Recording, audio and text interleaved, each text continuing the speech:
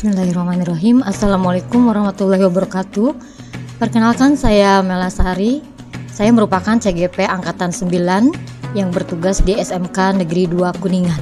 Pada kesempatan ini saya akan memaparkan terkait koneksi antar materi yang merupakan kesimpulan dan refleksi dari modul 1.1. Adapun beberapa pertanyaan pematnya berupa: apa yang Anda percaya tentang murid dan pembelajaran di kelas sebelum Anda mempelajari modul? Kemudian yang kedua adalah apa yang berubah dari pemikiran atau perilaku Anda setelah mempelajari modul ini? Dan yang ketiga adalah apa yang dapat segera Anda terapkan lebih baik agar kelas Anda mencerminkan pemikiran Ki Hajar Dewantara. Dari beberapa pertanyaan pemantik tersebut, dapat saya jelaskan bahwa yang pertama, apa yang Anda percaya tentang murid dan pembelajaran di kelas sebelum Anda mempelajari modul 1.1. Yang pertama, guru sebagai satu-satunya sumber pembelajaran. Kemudian yang kedua, peserta didik harus memiliki kompetensi keahlian sesuai dengan bidangnya dan mengikuti proses pembelajaran yang telah ditentukan oleh guru. Yang ketiga, capaian pembelajaran harus tersampaikan dengan tepat waktu dan mengesampingkan bakat minat siswa. Kemudian yang keempat, guru membuat peraturan yang harus taati oleh seluruh peserta didik. Dan yang kelima, memberikan hukuman bagi peserta didik yang melanggar aturan yang telah dibuat oleh pendidik atau guru. Kemudian pertanyaan yang kedua adalah apa yang berubah dari pemikiran atau perilaku Anda setelah mempelajari modul ini? Ada beberapa pola pikir yang merubah setelah mempelajari modul 1.1 ini. Pertama, pendidik bukanlah satu-satunya sumber belajar. Namun, peran guru hanya sebagai fasilitator yang memiliki tugas untuk menuntun peserta didik untuk tumbuh dan berkembang dalam proses pengajaran dan pendidikan sesuai dengan kodrat alam dan kodrat zamannya, sehingga peserta didik dapat menguasai dirinya dan memiliki budi pekerti yang baik menuju kehidupan yang terbaik. Kemudian yang kedua, peserta didik merdeka belajar.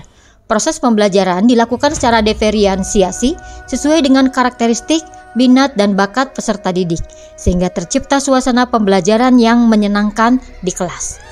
Yang ketiga, pendidik memberikan pembelajaran dan pendidikan haruslah berpatokan pada akar budaya dan tidak melupakan jati diri bangsa. Pendidik juga senantiasa mengikuti perubahan zaman terkait model pembelajaran yang dipergunakan maupun dalam melakukan optimalisasi teknologi dan informasi guna menunjang proses pembelajaran. Yang keempat, peraturan pembelajaran dilakukan berdasarkan kesepakatan antara pendidik dan peserta didik sehingga terbangun keyakinan dan komitmen. Yang kelima, memberikan pemahaman terkait konsekuensi atas segala pelanggaran yang dilakukan peserta didik sehingga peserta didik menyadarinya dengan baik dan berkomitmen untuk melakukan perbaikan atas segala pelanggaran yang telah dilakukan. Pertanyaan yang ketiga, apa yang dapat segera Anda terapkan lebih baik agar kelas Anda mencerminkan pemikiran Ki Hajar Dewantara? Yang saya lakukan terkait refleksi dari modul 1.1 itu, yang pertama, saya membuat kesepakatan kelas untuk menumbuhkan rasa tanggung jawab dan komitmen dari peserta didik.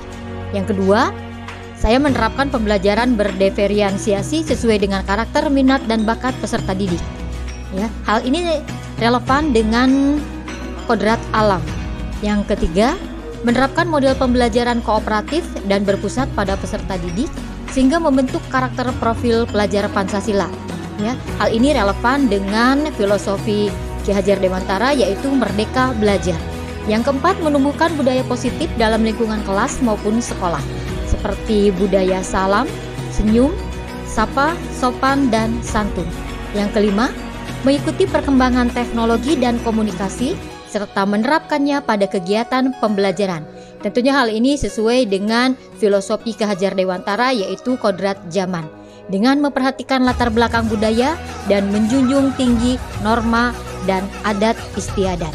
Demikian pemaparan dari saya terkait koneksi antar materi yang merupakan kesimpulan dan refleksi dari modul 1.1. Terima kasih. Billahi taufiq wal hidayah. Wassalamualaikum warahmatullahi wabarakatuh.